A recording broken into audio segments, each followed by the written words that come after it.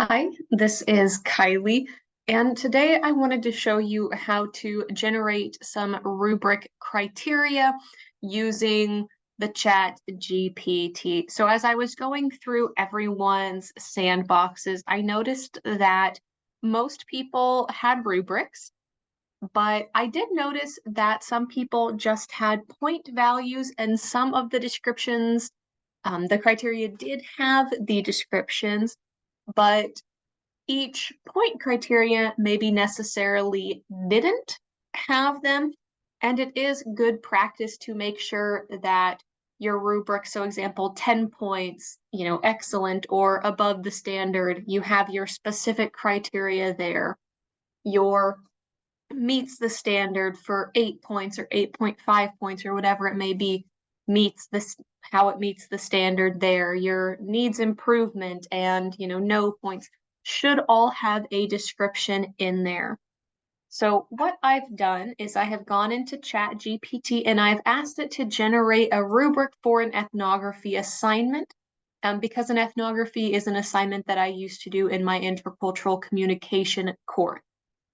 So I told it how many points it should be worth and some of the criteria that I required of my students. So APA 7, 1,500 words, can't be a part of the culture. They need to have 3 real people, how it fits into a culture, methodology, 4 key findings for full points. They must cite 4 good academic sources. And I asked it to include a criteria for proper spelling, grammar, and general flow. And this is what it put out for me. And this would be like the basic rubric that you would have in Canvas where an introduction, 20 points or, 0 points, and this is what you'd put in the criteria. Personally, I like a little more detail. So I asked it if it could break down the rubric into different levels. So exceeds expectations at 95%, meets standards at 85, approaches at 70, and below at 60.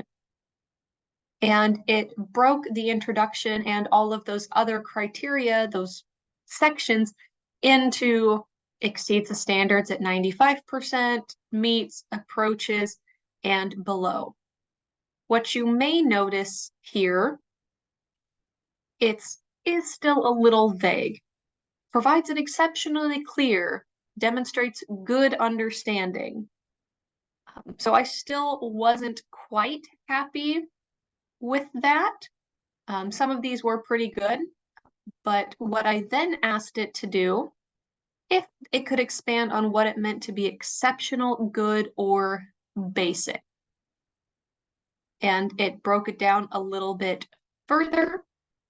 And then I asked it to update the rubric with that additional verbiage in the appropriate criteria.